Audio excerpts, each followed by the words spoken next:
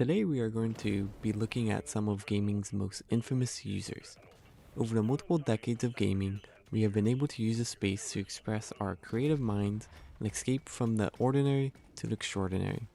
Most people use the space to try to bring a little bit of joy in people's lives, but today we're going to look at some gamers who use the space to be able to spread misery without real world consequences. None of these gamers are in any particular order, and with that out of the way, let's jump right in. Our first gamer goes by the name of Karastin, who was a League of Legends player. Yes, I know, that automatically makes him a heinous human, being a League player.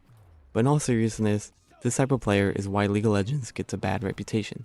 While in this case, our player was a Kassadin main, he was a prominent figure in the solo queue realm. On a now archived Reddit post 7 years ago, he posted on the League of Legends subreddit, opening himself up to any questions and all questions. Heavy emphasis on all questions. And right off the bat, someone links his activity on the unpopular opinion subreddit, with probably one of the most unpopular opinion of why interspecies is more moral than regular humans.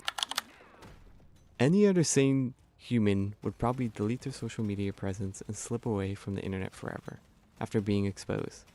But the average League of Legends player doubled down, saying, "I don't get the question, the post was obviously not a joke."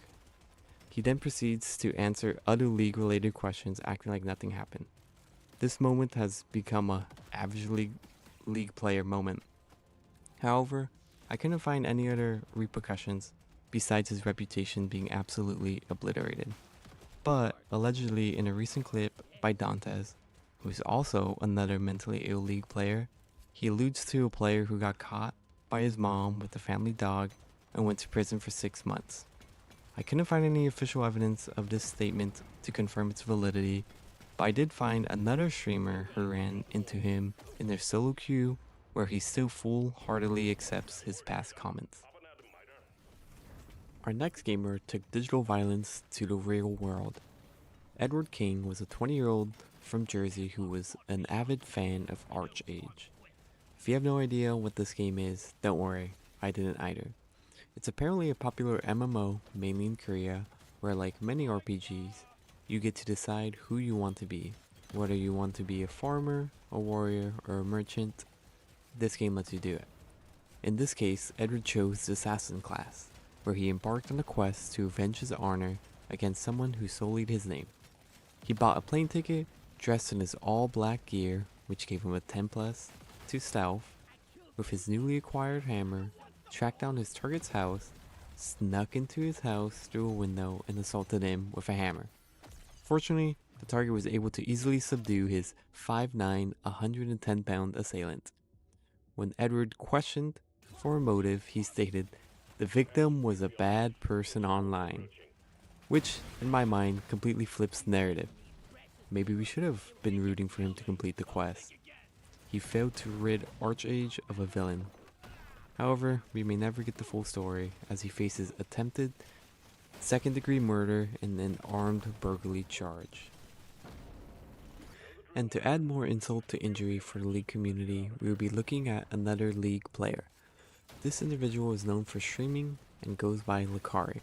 At his peak, he had 300k Twitch followers and amassed a loyal following. However, as any League player, it was only a matter of time before they became corrupted in one way or another.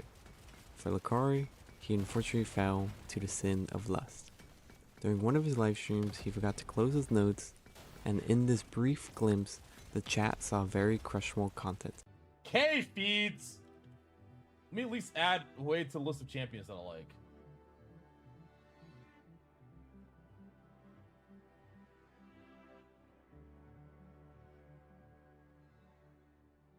Fuck.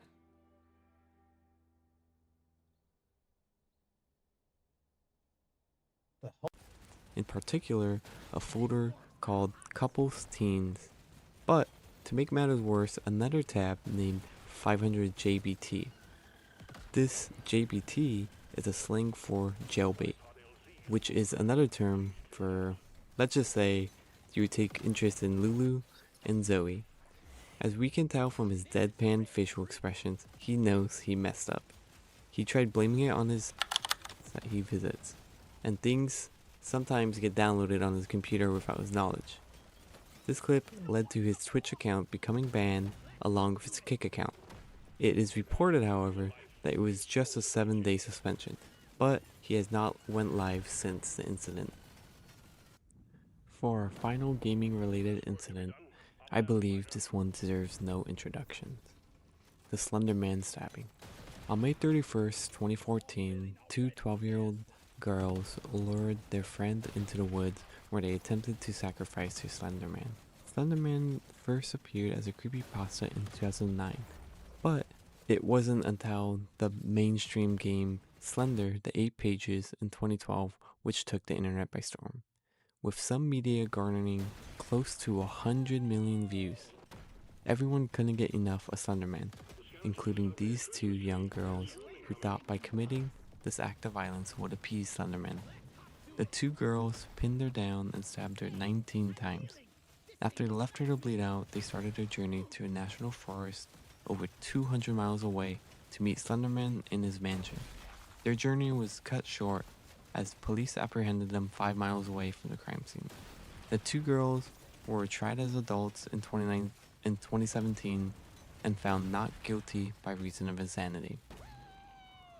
However, if you want to see more of this particular case, HBO has a true crime documentary called Beware of Slenderman, if you want a more detailed look into it. It has real interview footage along with court testimony from everyone involved. But that's going to wrap up for today, and I'm going to conclude looking at some of gaming's most infamous gamers and how some gamers give us a bad reputation. If you have any other gamers you'd like to share, you can go ahead and leave it in the comments. But that's going to be it. Have a good day.